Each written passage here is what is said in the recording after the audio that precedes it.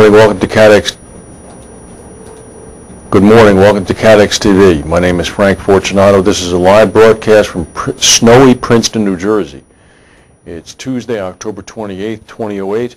It's 11:30 a.m. Eastern Daylight Time in the U.S. It's 3:30 p.m. in London, 12:30 p.m. in Hamilton, Bermuda, and 9:30 a.m. in Mexico City. If you need to reach us during the broadcast, you can phone in toll-free at 1-866-67-CATEX. Overseas, our AOL instant mail address is CATEX-TV. On this day in history, 122 years ago, in 1886, in New York Harbor, President Grover Cleveland of the United States dedicated the Statue of Liberty, a gift of the people of France to the United States. It stands today, of course, as a beacon for freedom.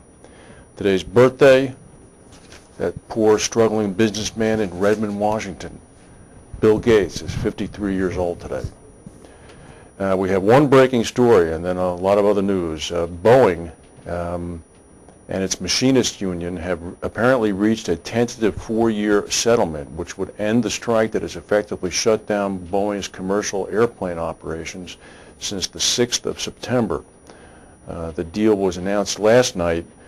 It will have to be voted on now by the entire union group, which would be the International Association of Machinists and Aerospace Workers.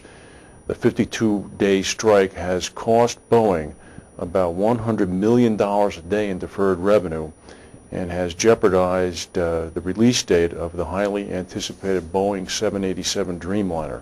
So that's good news. Last week we announced some severe losses for Boeing, all basically attributable to the strike. So the strike seems to be over, but we'll find out when the union vote's going to be and let you know.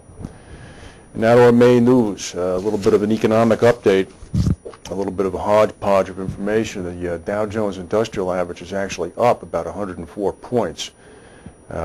Meanwhile, the government of Iceland has announced that it is raising its interest rates up to 18%. This is a 6% increase. They seem to be taking the opposite approach than most countries are in fighting this global financial crisis. The Bank of England is estimating that the global financial crisis could cost in total $2.8 trillion. Tomorrow, the Federal Reserve Board is expected to cut interest rates, and it's believed that Britain will follow this next week. Japan this morning restricted investor bets on short selling, and they delayed parliamentary elections to concentrate on solving the economic problem. It had some positive effect. Last night, the Nikkei index climbed 6.4%. This is after hitting lows that had not been seen in 26 years. Iceland apparently increased the interest rate up to 18% in order to satisfy part of the deal struck with the International Monetary Fund for the $2 billion loan they received just last week. In the U.S., some negative news. Home prices of single-family U.S. homes plunged a record 16.6% during the month of August. This is from a year earlier, August, and plummeted more than 30% in towns such as Las Vegas, Phoenix, and Los Angeles and San Diego. Standard & Poor's, which operates the index, said in a statement that the composite index of 10 metropolitan areas declined 1.1% in the month of August from July for a 17.7% year-over-year drop, which is also a record. Prices in Miami, San Francisco, LA, and San Diego all dropped in excess of 25%. And finally, U.S. consumer confidence has plunged. Wounded by the financial crisis, U.S. consumer confidence plunged during the month of October, reaching an all-time low. This according to the Conference Board. They released this information about an hour ago. The October consumer confidence level in the U.S. fell to 38. This is from a September reading of 61.5. Many economists had predicted an October reading of 52. Expectations turned, quote, significantly more pessimistic, no kidding, with the percentage of consumers expecting business conditions to worsen over the next 6 months rising to 36.6% from 21%. So that means that 64% believe that conditions will improve. I don't know where those optimists are. We haven't met them yet. Now to our main news. There's been an assassination plot that has been thwarted against American presidential candidate Barack Obama. Two white supremacists allegedly plotted to go on a national killing spree, shooting and decapitating black people and ultimately targeting Barack Obama. This is according to federal authorities last night. In all, the two men, whom officials described as neo-Nazi skinheads, planned to kill 88 people, 14 of them by beheading. This is according to documents unsealed in U.S. District Court in Jackson, Tennessee. The killing spree, which initially targeted an unidentified, predominantly African-American school, was to end with the two men driving toward Obama, shooting at him from the windows. Both individuals, according to the documents, stated that they would dress in all-white tuxedos and wear top hats during the assassination attempt. Both men knew further, according to the documents, that they would probably not succeed and would be willing to die during the attempt. An Obama spokeswoman traveling with the senator in Pennsylvania had no immediate comment. This is the second such assassination plot that has been thwarted. During the Democratic convention in Denver in August, there was a skinhead, a Nazi sympathizer, discovered in Denver with a high-powered rifle and a telescopic lens. That story has received amazingly short shrift in the press. In Turkey this morning, during rush hour, there was a rail derailment in central Turkey. It knocked a train with about 200 passengers off the tracks near the capital of Ankara.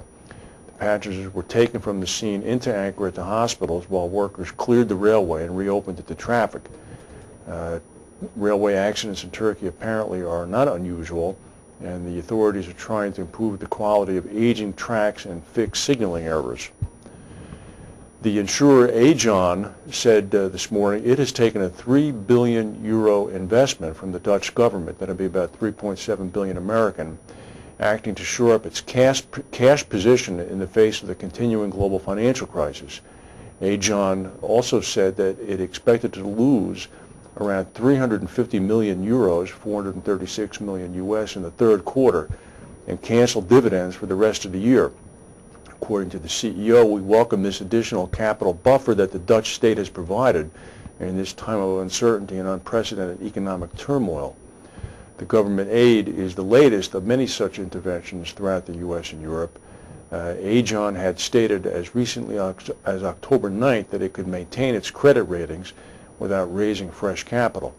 The company had been considered one of Europe's most vulnerable, mainly because it has two-thirds of its operations in the United States, insurer Transamerica. It's also well represented in Britain, which is the hardest hit among European economies. Bermuda insurer Axis Capital Holdings yesterday posted a net loss of $249 million for the third quarter after taking huge hits from hurricanes Gustav and Ike. The insurer and reinsurer said the two storms would cost it around $371 million, the largest sum declared by any Bermudan company so far. Meanwhile, Axis suffered $434 million of realized and unrealized losses on its investments. CEO John Charman described the third quarter's combination of unfavorable underwriting and bad investment conditions as an unprecedented confluence of bad events. Combined ratio at the company went as high as 128%.